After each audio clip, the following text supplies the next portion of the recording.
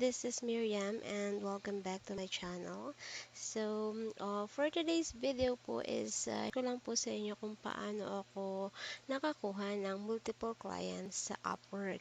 So, yung Upwork po is kung naalala ninyo, isa din po sa mga na-recommend kong legit website kung gusto po ninyong makahanap ng mga freelance works or home-based job or yung tinatawag nating online jobs, alright?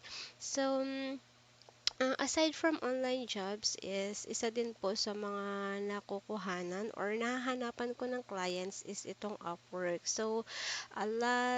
I think March when I decided to leave my previous company, and then little did I know na magkakaroon ng pandemic. Um, I really don't know what to do during that time because syempre may mga expenses tayo, 'di ba? And um, nagkaroon ng pandemic. So, ang dami na apektuhan, and at the same time, marami talaga nawala ng work. I had no choice during that time. I think around March or April or May. I really don't know, or I can remember the exact month when I started looking for another jobs here in Upwork. So because hindi na po ako makahanap ng work sa uh, online jobs.ph, hindi sa wala nang mahanap, but siguro hindi ko lang time na magkaroon ng client sa online jobs at PH. But luckily, nagkaroon po tayo ng multiple clients here in Upwork. So, share ko lang po kung paano ko sila nakuha, okay? So, as of now, meron akong 3 multiple clients na per hour. So, as you can see here on my screen, merong 15 hours, merong 20 hours, and merong 10 hours. So, usually, hindi ko natatapos yung maximum hours or working hours in a week na binibigay sa akin ng client. So, as long as natapos ko na po yung task, is okay na sa akin yun. No need to finish the entire what I call this, working hours na binigay sa akin ng client. So, yun po yung maganda naman sa per hour. And kapag nagkaroon po ako ng clients na 15 hours per week or 20 hours per week, okay na po sa akin yun. Kasi at least 2 to 3 clients na per hour. And then, tumatanggap po ako ng uh, clients or gigs or what do you call this, contract na per milestone. So, anong ibig sabihin po ng milestone? Ibig sabihin, that's if for this week, meron akong gagawing task. For example, product research lang or Alibaba supplier research. Yeah, so, gagawin ko yun for a week. So, wala po siyang time doctor or no need to use Upwork time. By the way, kapag nandito ka po sa Upwork, is gumagamit ng parang pinaka, ano bang tawag doon? Time in, time out, ganyan. So, every time na nagla-logout ka or may gagawin ka, kailangan mong gamitin tong uh, Upwork time doctor.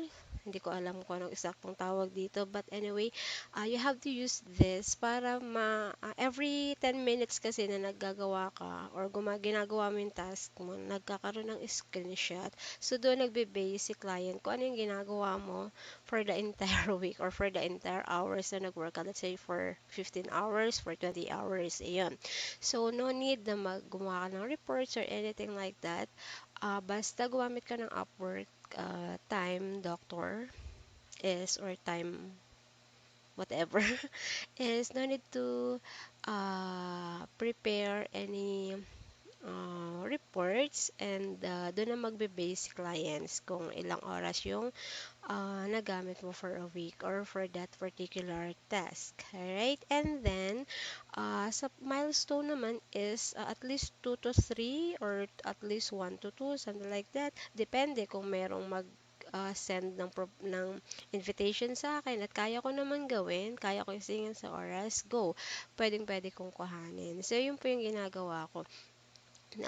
At least 40 to 45 hours or 50 hours a week ako nagwo-work for per hour, and then tumatanggap ako ng mga gigs or another contract na hindi kinakailangan gumamit ng Upwork time para at least nagagawa ko siya during my free time, or yung kapag tapos na ako sa sa per hour, pwede ko nang gawin um, yung mga milestone projects ko or your per milestone projects ko. So, ganun po ako nagkaroon ng multiple clients here in Upwork. So, as you can see, ayan, July, August, September. Ayan. So, ito po yung mga clients na meron ako sa ngayon. Ayan. So, ganun lang po.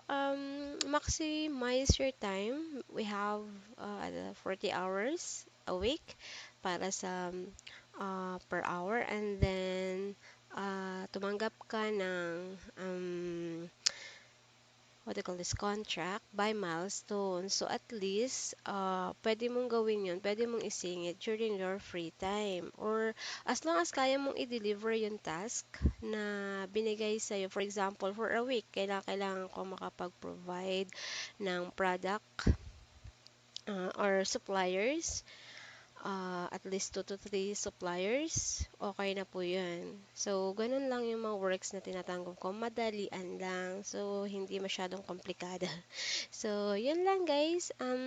Maximize your hours, and at the same time, kumuha kayo ng mga clients na hindi nagdedemand ng oras. So, yun po yung pinaka-importante sa akin. Hindi nagdedemand ng oras, meaning anytime, pwede kong gawin yung task. So, any time of the day, any time of the week. As long as ma-deliver ko yung task na kinakailangan ng client. So, I think there's no problem with that. Ayan. So, yun lang po. And luckily, nakakakuha tayo ng mga mababait talagang clients dito sa Upwork. So, you can try to apply here in Upwork or create your account, your online account, so that you can have a chance to, work at home like me.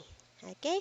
So, thank you so much, guys. And I hope nakapagbigay po ako sa inyo ng konting tips about working or how to get multiple clients here in Upwork. Again, this is Miriam, and please don't forget to subscribe to my channel.